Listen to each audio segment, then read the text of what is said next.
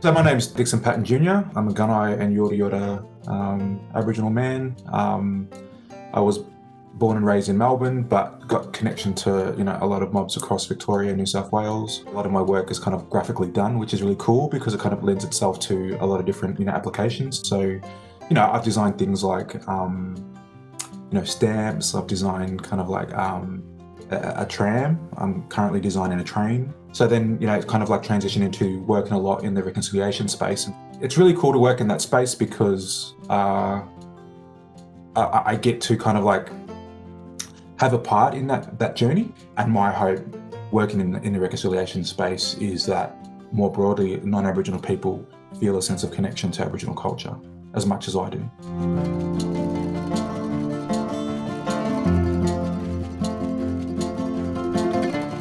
The artwork depicts kind of people's healing journey, and there's kind of like these four directions, and they represent kind of north, south, east, west.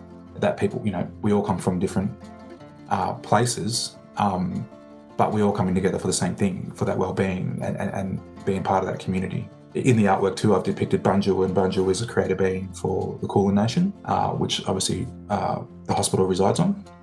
And he is kind of flying over and kind of guiding this reconciliation journey in that process. We look to Bunjil for that kind of like protection, and he's given that sense of security as well. You've got the boomerang in there as also, that depicts that kind of like returning to culture for that guidance and the values and principles that will inform the rap journey. And then you've got the shields. The shields represent our resilience, a strong culture, and this is what's going to get us through.